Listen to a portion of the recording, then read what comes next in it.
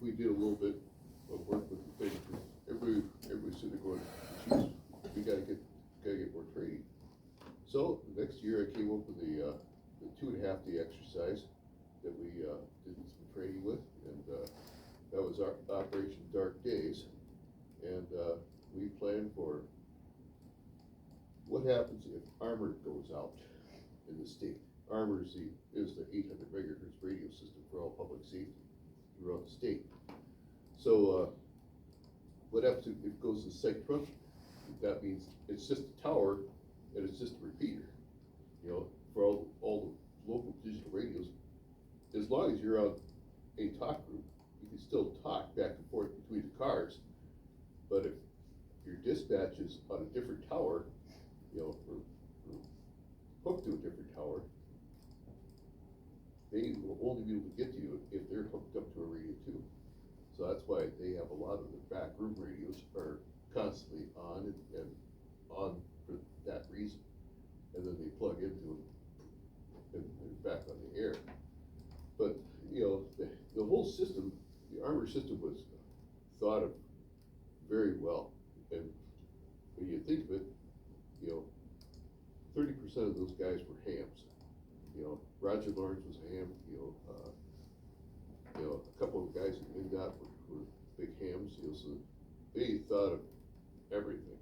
You know, when the bridge went down in 2007, that was a year after I got my license, I was with Homeland Security and Emergency Management, and we thought for sure that, you know, with all the fiber that MnDOT has, they run along all the freeways, you know, that it was down. But Minneapolis, the tower on top of the IDS was able to keep going because they have microwave links. So even with that fiber going down, they still lost about 10% of capacity. You know, but that was the most the system had handled in a 1 hour time frame. They had 140 seconds worth of bonks. You know, that's pretty impressive. You know, it's a 21 channel system too. It's pretty good. And so that's last year it was a 3.5-day exercise. It grew to a 3.5-day exercise. This year it was a 3.5-day exercise. And you know, I announced my retirement after being, you know, just about everything for it.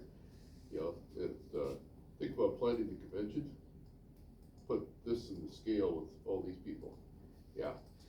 And so it was quite an impressive deal. It was a great way to go out. I said, you could invite me back next year as a ham. I'll come back to it. Probably about 40% of the people in that photograph are hams. There was probably 18 of them up there that were in the, you know, position, you know, working as hams, getting checked off their task books, you know, for a few of them. You know, a few of them were just up there to see, you know, how they interface with government.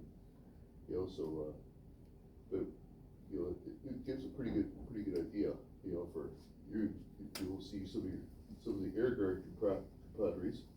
Philip Goldsberry should be somewhere in that photograph, you know, and he's with the J6 section down here, and then Graham Lawrence. Yep. So he's in there too. So you know, they're thinking about, you know, a lot of things, but we have a couple of vendors in that photograph, and you'll see it in some of the different pictures here. But let's go. This one here, there was 33 different organizations in there. And when I talk about organizations, I put Minnesota Aries as one organization.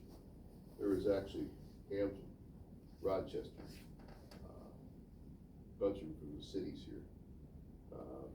You had them all the way up to in Carleton County, down in Marshall, you know, from all the way around the state.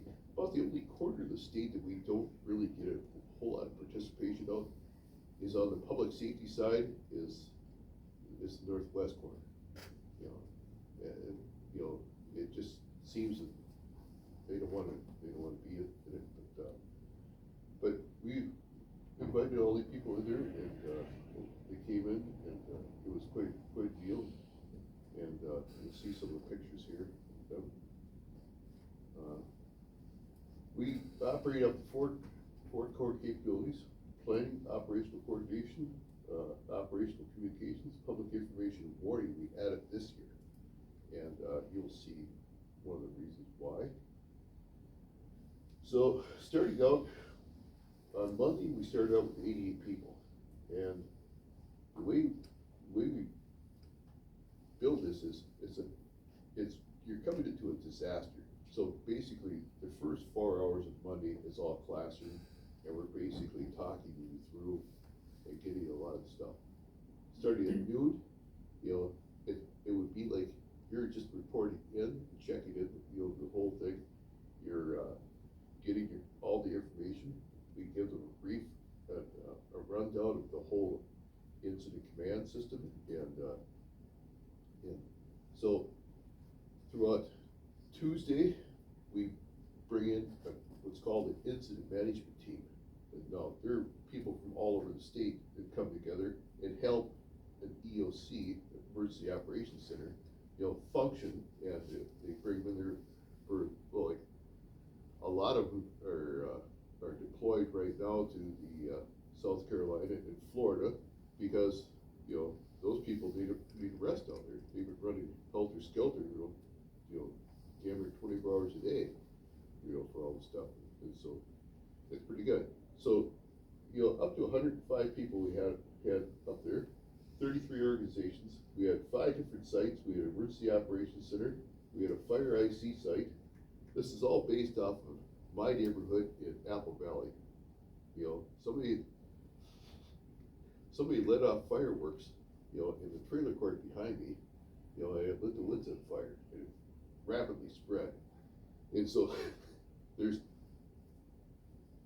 see, these two guys on the left, they're from the Dakota County 911 Center. They were incident tactical dispatch.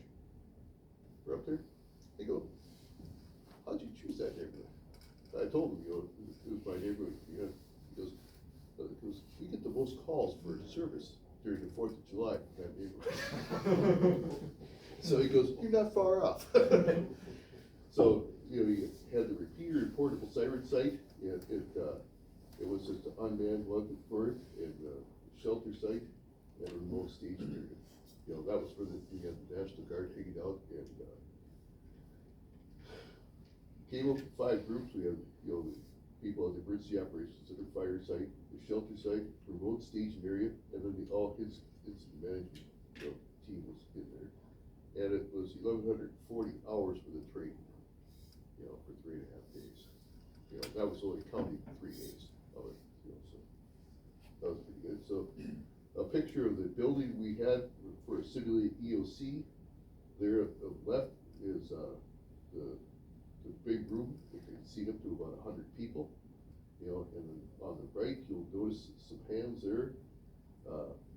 With your back is T0TAF. He's the emergency manager for Todd County, but he's also the repeater owner for Long Prairie, and he is really involved with a lot of different things.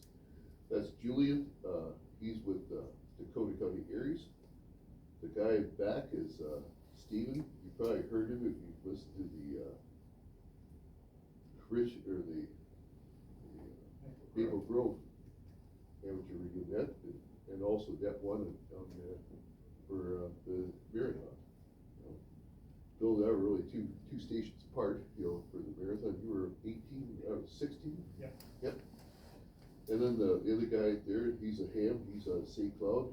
He's a great asset, and he's actually a qualified Oxcom. You know, so we're pretty well set with that. And then we had some of the people from the incident management team and the EOC. The monitor you see behind it is that they're having a meeting between all the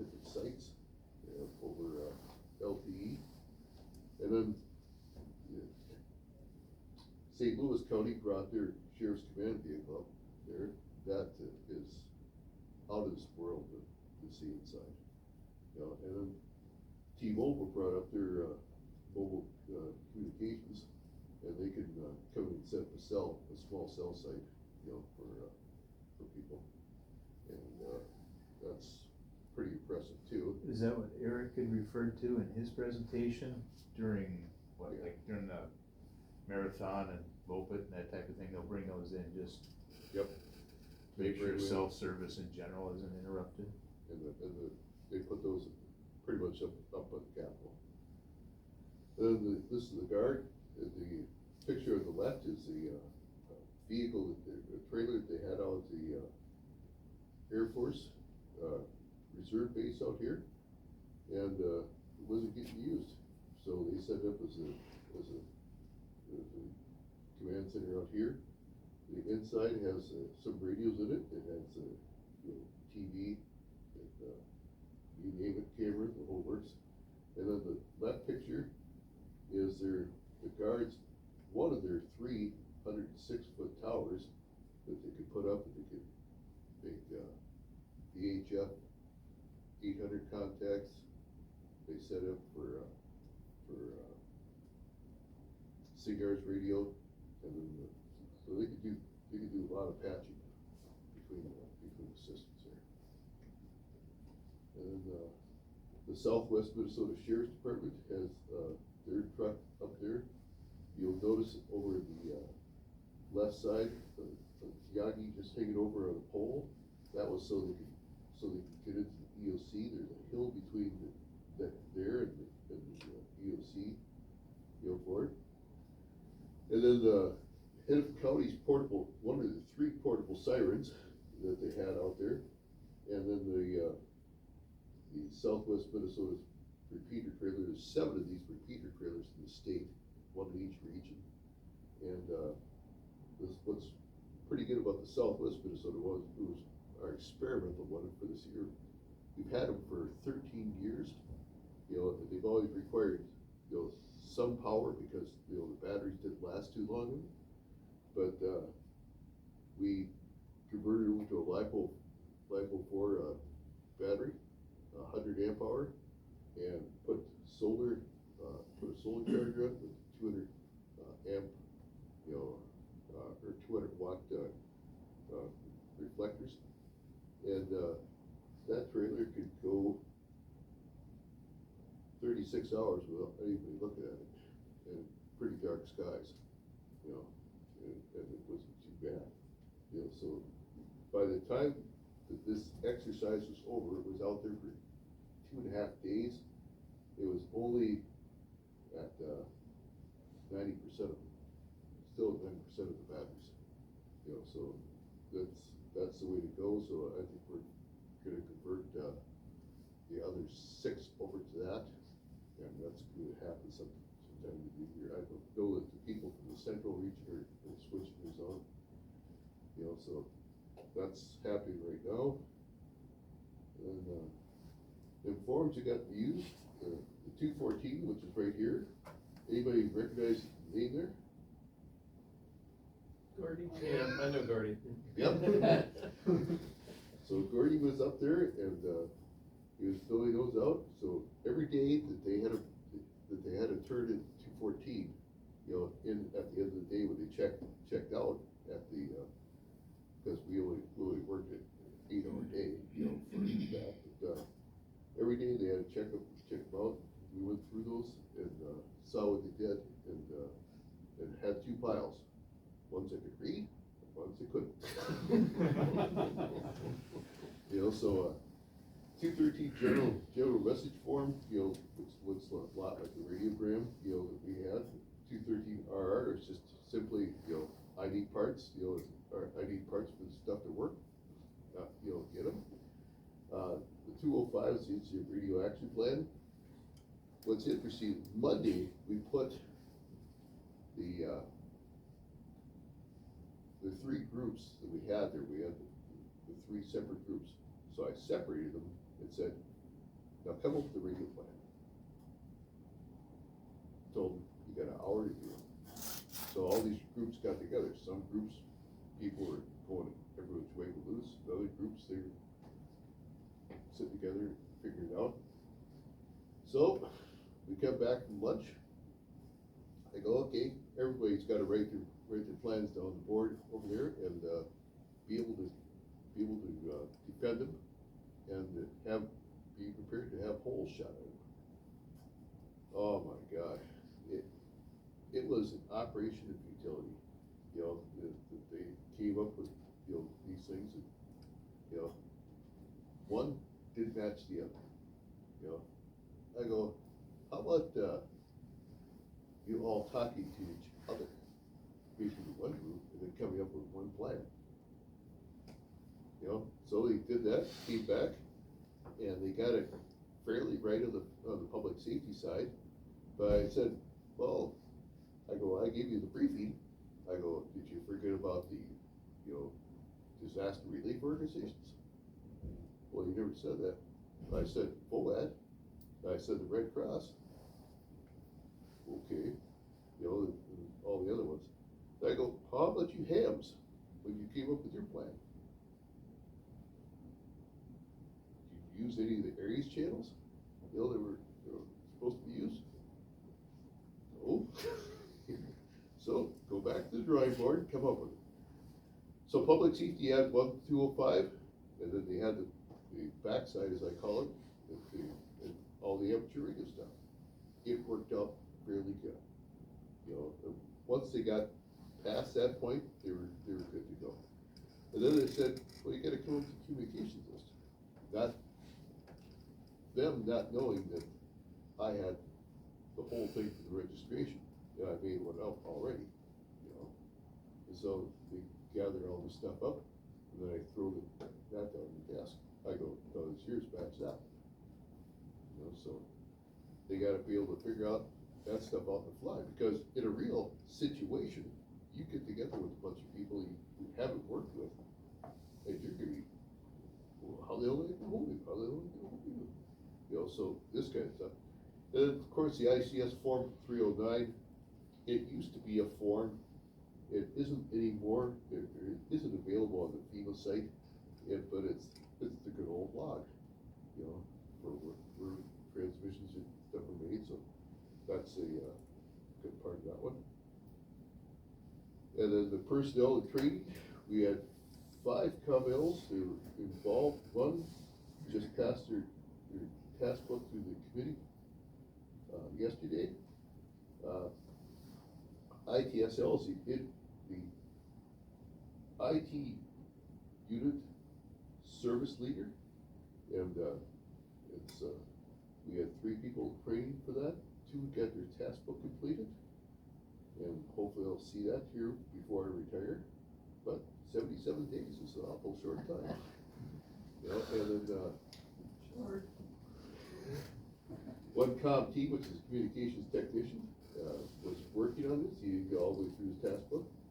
Again, we had 3 INTs, it's incident tech and dispatcher, and they still have to complete a in-person course before they hand their grading book. Then 6 people that were actually actively working on their OXC book, and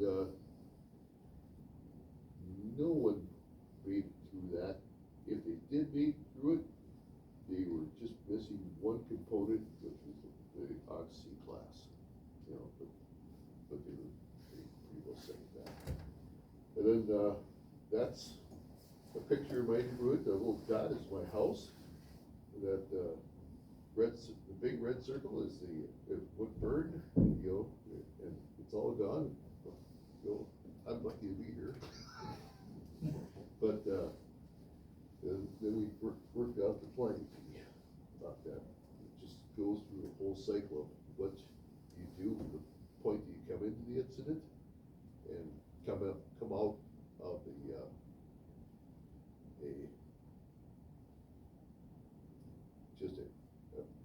whatever the period they determine, whether it's 8 hours, or it's 12 hours, or it's 24 hours. It completes itself each 12 hours.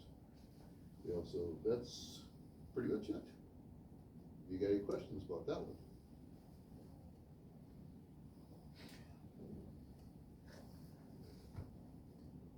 So your neighborhood didn't really burn down?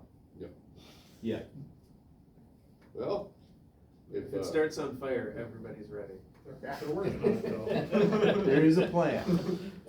Let's go to the next one. So how would a ham become involved with that activity? Basically, that's what we're gonna cover in this presentation. You know, it's gonna ask a lot of questions, and thankfully Bill's here to answer a few of them. You know, and maybe we need to, it probably will ask more questions than will get answered, but it's a good way to do it. So I have one question, and that is, was there any, sort of mapping or location-based, piece with the response? You know, we have a number of ways now to do sort of field tracking of resources. Was there any part of the exercise that was around, you know, mapping and knowing where people are and where I things are? tried to steer them to APRS at least. You know, it was very haunting to think that there are a lot of hams out there, but not a lot were using APRS. You know, and then well, we have a planning meeting in 15 days, and that's gonna be what's called a concepts and objectives meeting. It's the very first meeting in the four that you have for exercise. You have concept and objectives meeting where you figure out what the scenario is gonna be, and then figure out all of your objectives you wanna do. And then you have the initial planning meeting a couple months later, and a midterm planning meeting, you know, along with the master's scenario list, you know, that you hash out. And then you have the final planning meeting, which, you know, is 6 weeks before the exercise up at Camp Ripley, and we did the meeting in the morning and did the walkthrough of all the sites in the afternoon.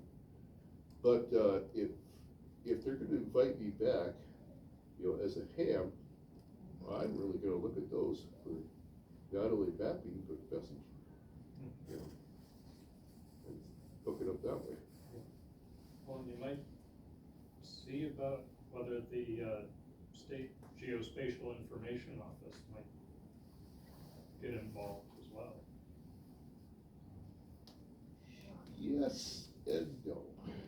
The geospatial office, we used to have a pretty good contact over there, and he would do some work for us, you know, offline. But everything they do, they want an agreement and they want money. Yeah.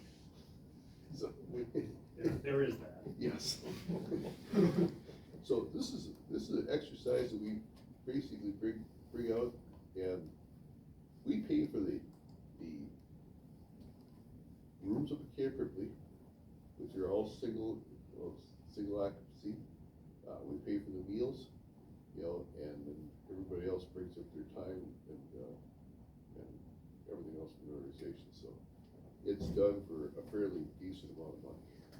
You know, the rooms are, they raised the rate by $5 a night, so it's up to a whole $39. You know, but it's just like a hotel, you know, basically. So this is the exercise, you know, emergency communications exercises and planning, you know, and basically one of the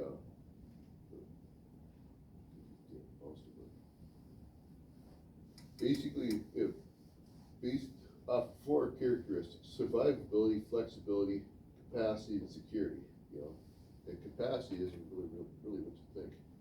You know, it's achieved by, you know, telephone or cellular companies, you know, internet service providers, you know, and other communications providers, you know, through redundancy part.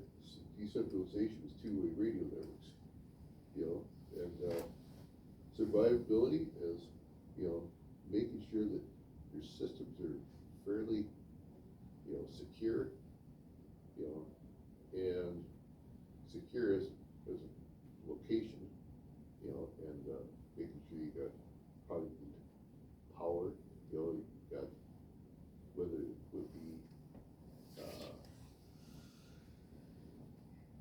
generator, or even like we did with that or that, repeater, put a LiPo battery in, put a solar site, right there.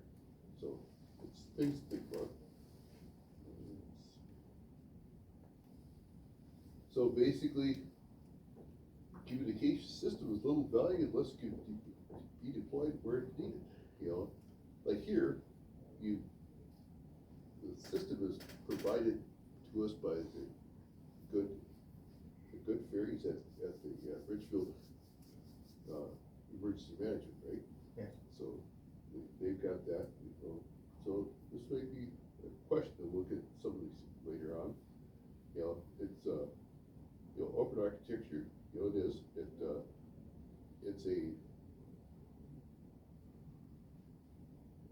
a fusion repeater, right, that we've got, but it is hooked up to the internet. Okay. No longer. Not to the internet. It's fusion and analog. Okay.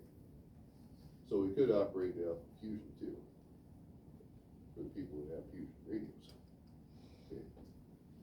So each emergency response type has unique requirements. Like one of the requirements we had when I contacted Ben Jackson for the whole thing was, okay, we're going to be running primary a lot of VHF, UHF, because really that's what's in a count. You work that because they're going to be able to make an HF contact, with the city. You're looking at this, and then we wanted to bring WinLink into it last year. We brought that in for the first thing, and they learned a lot about it, and they really learned. It was the first year that a lot of it did peer-to-peer, on VHF radio. That was pretty interesting. So this year we brought it, and we added one more thing to it, talking about Vera for, whatever, now they've released the speed limit, the bandwidth limitations, you got a little more speed stuff. They were cranking out messages, pretty fast, for the stations that were licensed stations between the two, and that was pretty decent. So they were making some progress, but they still have a lot of work to do for what we need it for. Like VHF handheld, VHF mobile units, some portable HF equipment, but a lot of people come up with the exercise in Ripley and think, wow, we're going to really do HF. Nope. It's but they leave at the end of the exercise realize they gotta do a lot more work at VHF, UHF, to be of any value to their emergency management counterparts. So the HF is going to come in next year because anybody heard that the state EOC is moving out to the country? They're going to be moving out to the site out in Circle Pines, I think. It's right next to, it's about half mile up the freeway from Fleet Farm out in 35W, north of the cities. So they're going to be moving out there, and so hopefully that'll cure one of the problems I had was killing me down at the EOC when I worked down there for 11 years, was the fact that HF downtown, it's kind of hit or miss, with the noise floor down there.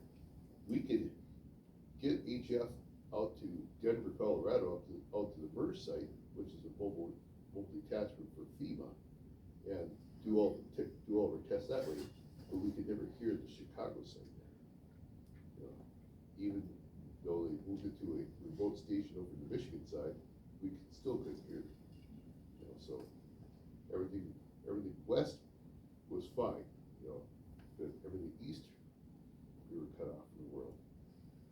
So HF, we might bring that next year, and it all depends on what we buy off this for the program, but we're kind of going to make a little contest out of it one day.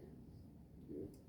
Local operators from down here in the Twin Cities within the 40-mile range will try to hit the state EOC on, different repeaters and do that, VHF. And then we'll bring in times of radios and we'll, do HF contacts, from the EOCs that are around there. So all the ones that have hams, hooked into the EOC, we're actually gonna give them purpose. Like one day, like on a Wednesday, whatever the exercise is gonna be, people will be making those contacts back and forth. And it's gonna do two things. It's gonna give them use of their equipment, make sure, it can work. And B, it's gonna verify that the state ship can work. They're investing a lot of money into the tower and all kinds of connections out there. Let's make sure it works. So that's gonna be one of the things. So, basically it's gonna be pushed there. Form flexibility, many tools in the communications toolbox, like you've heard here tonight, a lot of different ways of operating, see what the hell the stuff we bring out. Diversity of modes, same thing. And examine this, the cities, the agencies, EOP, which is the Emergency Operations Plan. You find out, hey, what do they have for communications, so that's something to look at. Occasionally capacity is referred to bandwidth. I like to refer to it as the human capacity. Every Thursday night, Paul does net, or some nights.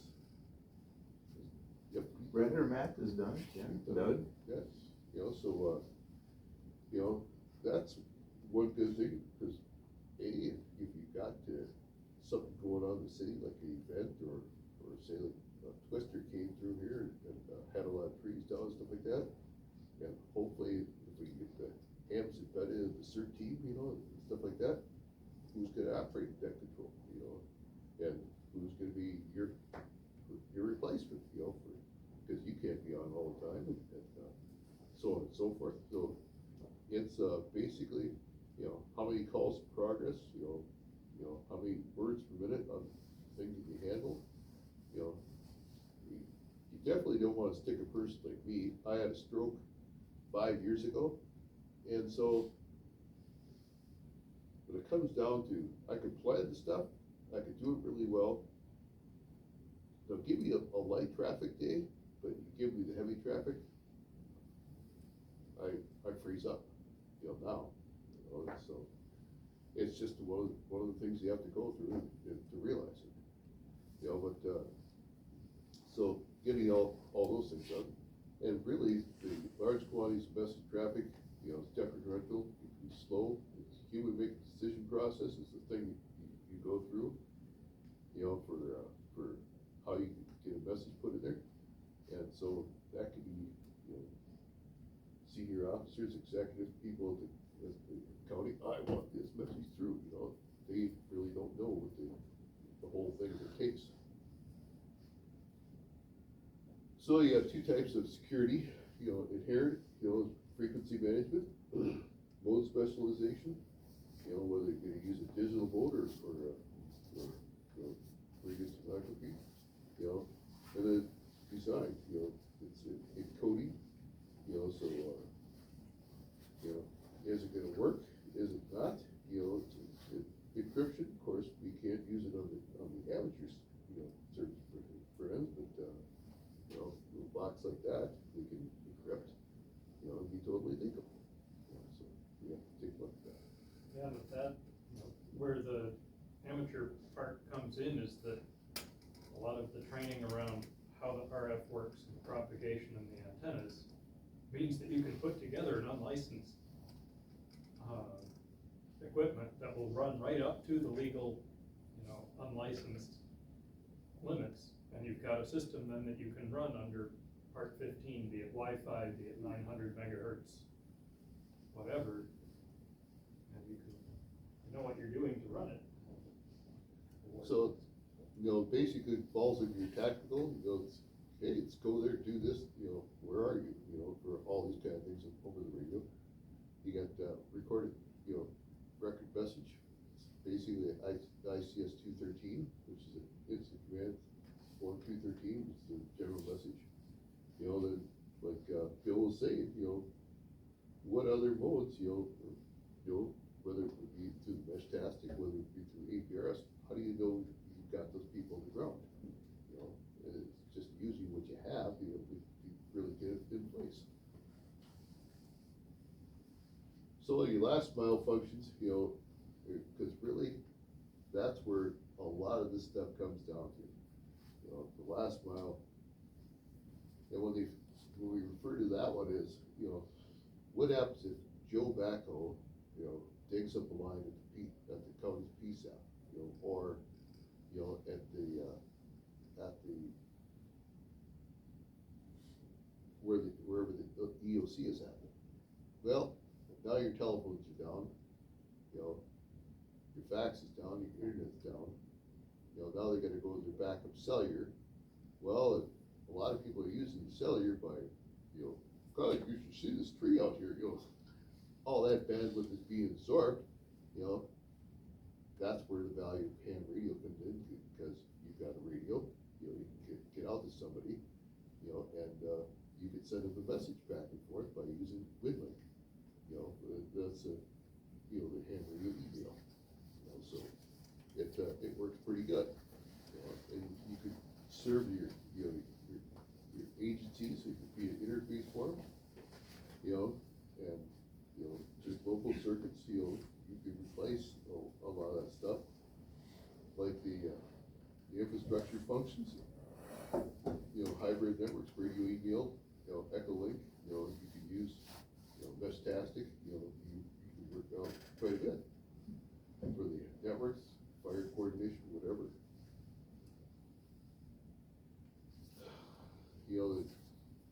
Some things to consider, for mode selection, universally, FM voice is pretty universal, everybody's got that, it's, For $20. yeah, $20, you can be helping out on that, the efficiency, the repeater's located at a fairly decent location, it gives a good coverage to the city, hell, I reach it, outside on my 5 watt handheld, with no problem at all, sitting in the garage with my 20 watt, hooked it into an antenna up in the attic, boom, you can get that pretty easy. The suitability for emergency management functions, that's the big thing, it's based on the 4 characteristics of survivability of what works. You make sure that thing's ready to go. Your common, you've got common VHF, you got HTs or repeaters for, search and rescue, or just going general door-to-door checking on people after disaster, especially if it leaves a power off for a long time. The city may be wanting you to go check with people, because where do you know where your elderly are? They're still in the house and might need, some medical, attention, so from the, for CPAP machines, need to have, power, so you need to get those people someplace to have power. Data communications, you can, get that back and forth with Hennepin County, and be sending them messages too. So, basic administrative tools, it comes down to a HT, a notebook and a pencil. Pencils don't leave the range, so you got that. Writes upside down.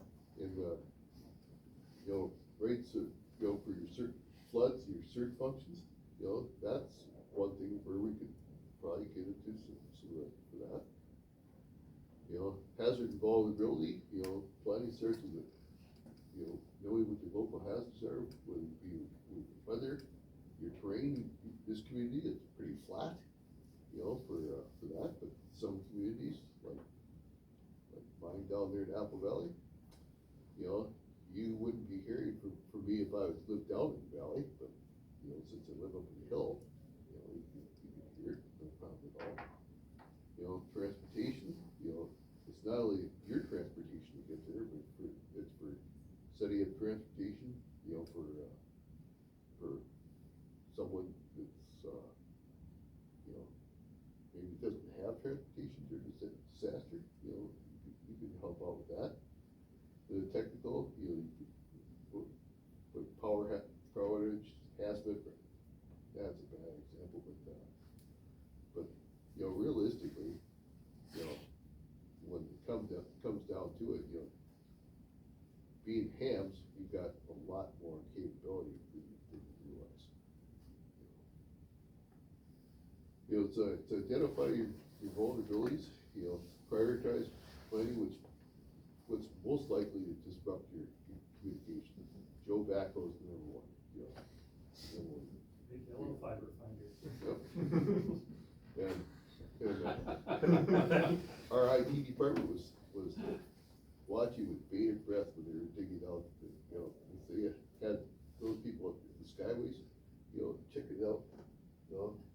And I go, what are you doing, Bill? You know, he goes, I'm just making sure that guy with the back one doesn't cost me a headache. You know, because, they were digging, they had a hand digging around some of the fiber lines, they were going in and out of the building when they were doing the street construction. Yeah, now luckily it's on a ring, so it goes out the other direction, it goes out Cedar Street and Minnesota Street. Well, they kinda cut Minnesota Street. So, you know, we only have one route running, but emphasize, you know, on things, and then you think about added value-added services like, you know, like Meshtastic and all that kind of stuff, basically, you know, building stuff on the steps. You know, it's considering a tabletop, you know, getting a tabletop with the local city emergency manager, you know, or like the CERT guy, you know, start talking about the hazards that they would have, thinking this CERT would be called out on, and then come back and pose them with, well, what happens if you had this, you know, for communications, and you had this for backup? One of the things that we've really impressed people about at that August exercise was using WinLink. There was probably about 8 to 10 emergency managers there, and 5 of them had no clue that amateur radio could do that. You know, sending a peer-to-peer message. All the guys who were from the Dakota County 911 center, the 3 IMTDs we had, they were sitting there going, hammer, you could do that. Yeah, I could do that. You know, so, you know, that was one of the things they really pushed. You know, no time lag, no message flow, you know, thinking about how it all works. Consider the direct impact on organizational capabilities. You know, you lose, you know, key personnel, you lose power in primary facilities, you know, and inability of volunteers, you know, to travel to come help, you know, how's it all gonna work? Which runs down to call mutual aid, and you know, and what's the implications, stuff like that. You know, if we have Aries math, math teams, you know, do we or don't we? So that's a good question. So you got the, you know, there is actually more to the circle, but I'm just gonna use mitigation, preparedness, respond, recover. You know, first one is making sure that facilities are hardened, make sure we get, you know, do we have lightning protection on the antennas up at the repeater? Not been there. Good question to ask, but there, you know, and then what's the redundancy? Are both of the repeaters, the UHF and the VHF, the same building? Yes. Okay. You know, do we have spare parts? I'm gonna say no. You know, standby power? I believe that building does. It's, that is the question you have to ask is it been tested under load? You know, and that's one reason why I say it, because for years, for the first 5 years I worked at the EOC downtown, the generator exhaust was right next to the fresh air intake for DVS. So they could never fire it up during the week. So we could only fire it up on the weekends, and test it. For the first 5 years, it was never tested under load. We stuck a load of that thing, we had a firm come in with one of those big load bags, mount someone on it, had them hook up to it. Within the first 15 seconds to buy the transfer switch, completely failed it, because it built up corrosion inside. And it also helped the getting that reorganized, and moved, and all that kind of stuff to a healthy sum, but at least they had the same problem with the Camp Ripley about 15 years ago. The generator fires up. Now let's try it under load. But to switch over the transfer switch and that thing, it blew a hole in the wall. Because the parts were so corroded down. And they actually got to test out their backup that they made on all the mainframe computers. So they called up a helicopter from down here in the cities, flew it up there, loaded it on there, and then flew to Fort McCoy. And they loaded the backup in there, and they did test out the emergency plan, and within 3.5 hours, they were back online. That was impressive. Of course, it wasn't too impressive for them to, tell them why they had to do it.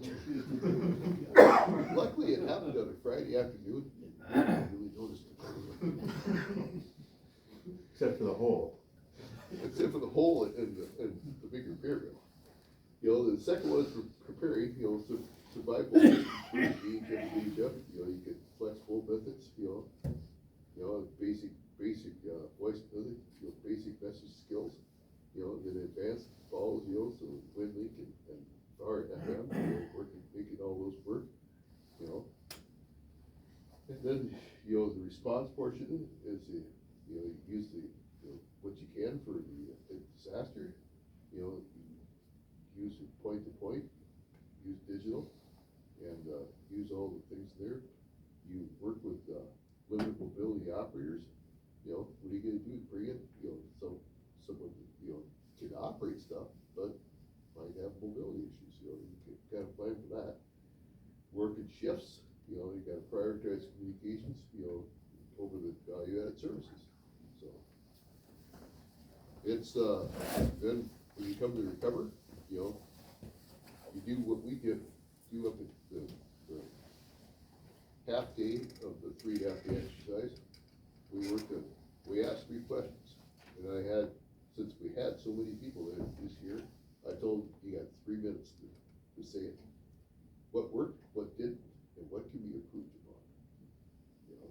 And most people were able to do that in about 2 minutes and 30. Of course, there were a few like Gordy, I go, you got 3 minutes.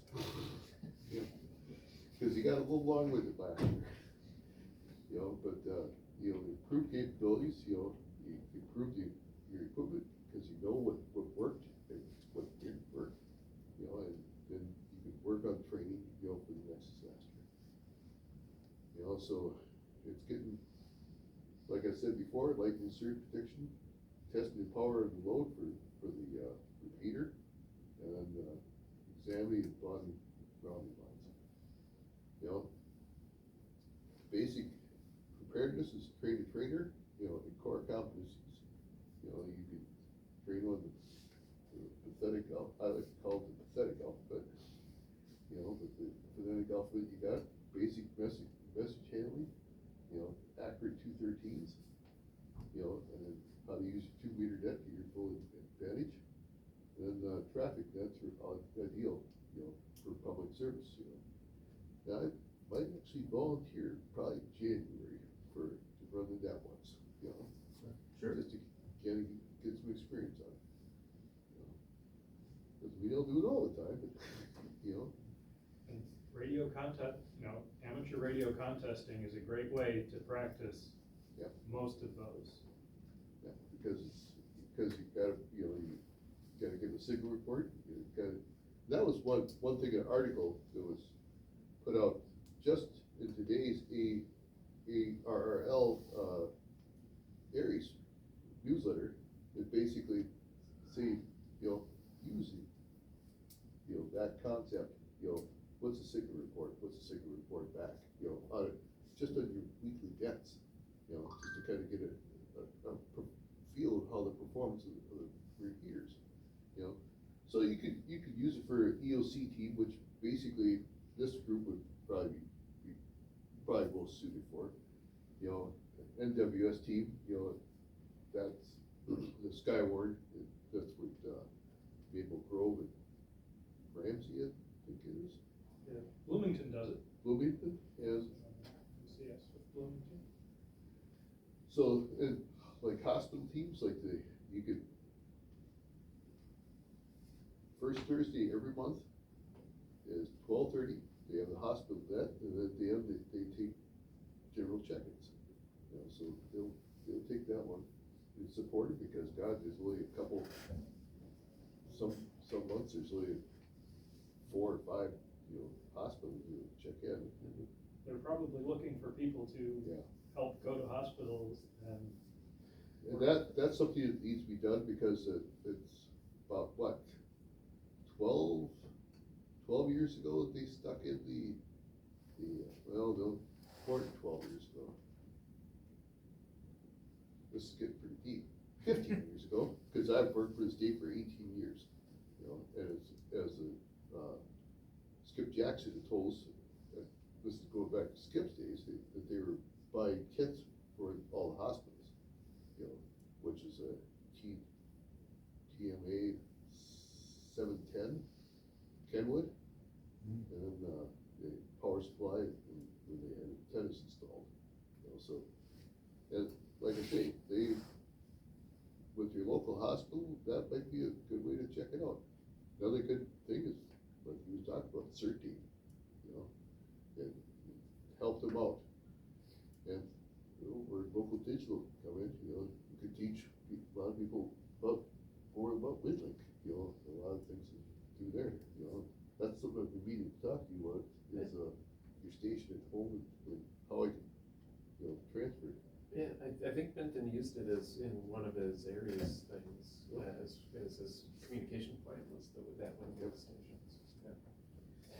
So it's got, you look for AEC for, or similar volunteer to supervise the teams, build around specialized skills, which WinLink would be a specialized skill, and, try to staff them, in your local organization, 3D or teams that could be regionalized, and work that way. Things to think about, have boxes of alkaline cells for portable equipment, lots of charging cables for your USB, because, it powers damn near everything now. You've got solar panels, charge controllers. I've got a setup at home. I proved to myself it was a purchase bought on Amazon, being cheap, and I should have went for 100 watts instead of 20. Yeah, but the alternative method, energy methods, you have them out there for batteries, whatever you got, it's all weather gear, in case of, no matter what you work at, whether it's the Twin Cities Marathon, or whether it's you have to go work a chainsaw crew or something like that, communicate back and forth for all the volunteers. You want to make sure you're covered there. And then PPE, you're working around a tower or putting up an antennas, you want to, hard neck, work gloves, work boots, and goggles, and all those types of things. Just trees and everything else could provide the hazards. Look for potentials and that. Be ready for regional aid, basically key stations and all that kind of stuff, quantity of message blanks, ICS 213s, 2 or 3 sharp pencils, you know. And then, value added services, you know, understanding, you know, NIMS, you know, National Incident Management System, understanding that, you know, it's fairly easy to do, you know, if anywhere in the military, you'll get it, you know, with no problem at all. It was designed by an Army colonel, and it says it right forward of, the 100 course, designed by an Army colonel, retired back in the 1970s when they were having those wildfires in California, so it all started out there. He took the basics of you know, the Army's system, just put civilian names on it, you know, for it, so that's, easy enough to understand. Value added services, you know, they can be helpful, you know, just have to figure out how that value added service is. It's like I've said a lot, you know, you come into a situation, you know, come in there with your ears open, your mouth shut, you know, and really try to figure out what they need, you know. Don't tell them, boy, do a lot of stuff with HF. We can talk to you, you know. So that's one of the things. Inventory of skills, you know, of everybody around you, you know. Paul's a good net operator, you know. You probably got, you know, people who are, you know, really good, you know, antenna people, you know, you got people who are really good with power, you know. So figure out what the skills you got and maximize your load. You know, so plan for the worst, you know, make it a collaborative manner, get all the stakeholders involved, you know, include emergency management, that's what your function is, you know, for doing that. Disasters, you know, everything, you know, how do we alert and notify a person? You know, that's the key one, you know. Initial functions, you know, volunteer intake and assignment network, you know, and staffing, you know, for facilities, you know, and then subdivide all the, defining the common things that come into the disaster. And it's almost over here. Define basically, you know, how the emergency management agency wants it done, you know, how they want to get the things through there. Get your primary and tertiary and frequencies set in there, your net lists, EOC message routers, and figure out how that all works in the system. Then develop a standard operating pattern. And it's not that hard to do. Actually be simple. But brevity is the key to any emergency management operations. The shorter, the best, the better. You know, just make sure that when I say a point B, you know, get to point A, and all the words we say, you know, maybe you might have to use a word count, you know, on that, but you know, you should figure that out. You know. And like I say, messages transferred, well, WinLink, there's an ungodly amount of templates in there, you know, and just knowing which ones to use and which ones you send back and forth, make it simple.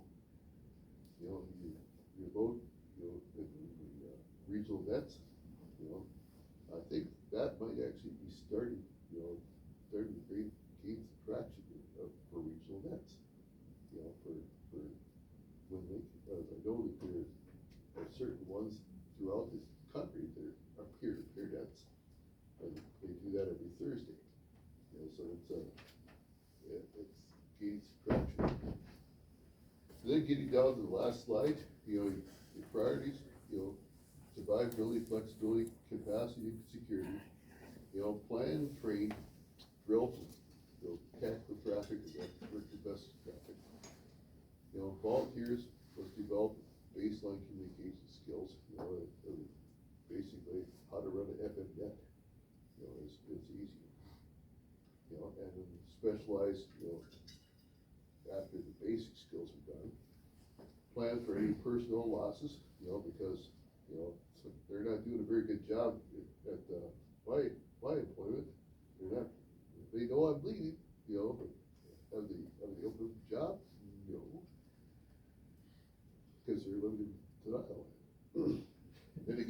sure you're really, really gone? Yeah, Yeah. make sure I'm not like the facilities guy who came back 3 times and retired. What are you, nuts?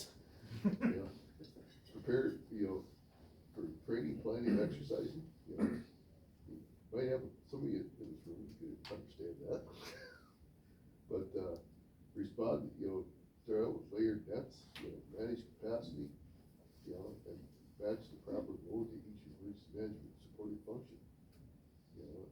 If they want you to follow along with them, say like, one organization was out there operating with the snowblower operators, cause they were doing push to talk when the city had their repeaters down, so they used a handbrake again, so the snowblower operators knew how to get there. Use force multiple levers, hey, Paul's a good operator, I'm a good power person, people set up their equipment, you can have it done in a quick time. Like I told them at the exercise at Camp Ripley, if you can't have a VHF station on the air, 20 minutes, you're doing something wrong. And boy, I tell you, those 3 guys from Dakota County had 40-foot mast, common antenna, all that kind of stuff, wired in their trailer, and we're done in about, totally guyed up and everything else in about 15 minutes. So it was pretty impressive. Then at the end, you debrief, you assess, and you correct whatever was wrong. You keep doing whatever went right, but you modify what doesn't. And that is it. So basically, a couple questions that come out of this. I saw on the Aries website, the Aries plan is 14 going on 15 years old. And a lot of the stuff you've written there, I'm reading in the plan. Where is this annex that they're talking about go kits? Or where is this annex they're talking about, it's not there. So one of the things, probably gets enough of a new ham, looking at stuff, is when you look at a website like that, you sit and think, this is just the greatest. So, I mean, who's tasked with basically making all that stuff, right again? Volunteer positions available. Ask your section, inquire with your section manager to get signed up. That's when you want to jump in. After January 6th, I'll be born happy. That's when I retire. But, so basically, just in those kind of things, that's pretty much it. You guys got, any questions? I know I probably melted most of your minds. So when WinLink is implemented, that is done on UHF or VHF for the exercise? EHF or HF. It's really, HF would be for long distance communication on that. But, here in the cities, there are a few module here, or a few nodes with, that you can transmit out to. I've had some, I either use Direwolf, or I've just started getting into Ferret, but Direwolf, I was able to hit 2 or 3 of them, get it. Yeah, and on 14567, there's a bunch of nodes out there, so you can bounce around a lot. I mean, you can get, if on a good day, you can get to Duluth on the 14567 network. So there's a lot of nodes out there, and it depends on which ones are up and down, but most of them are on most of the time. And so, and there's a few WinLink gateways out there. I've got one up, and then there's another one over in St. Paul. So, but then you can do the peer-to-peer stuff, which is really nice, right? You don't need the internet, and there's a bunch of options for that, where you can just send it over over UHF or VHF to other stations, or put it in a Dropbox at a station that is a post office, and then people can pick them up, and stations can pick up from those post offices. see, that's So what we it's have pretty cool. experimented with it yet as a post office one, because we sat there thinking about the peer-to-peer. Well, how do you transmit a peer-to-peer message at the other end as though you're transmitting a message? So basically, it has to come up with a voice net, then you have to basically, acknowledge it, say, I'm ready, and you run it up. It might be something that, during this winter, we can try different things, just go peer-to-peer, after net, do a different station, every once in a while, something to try. For sure. Yeah, I've heard, this was a while ago, but people using, the mode isn't MST pre-K, but there's like, it No, there seems should like be it one. should There be. should be an MST. It seems like it should be, there's like some mode, that, There's all robots. that can go over FM. So you can like put it over. Excuse me, guys, Okay. it's 9 o'clock, you only have the room till 9, I gotta kick you out. They only pay me till 9, so I'm going on overtime right now. No problem. All right, well, we'll get out of here.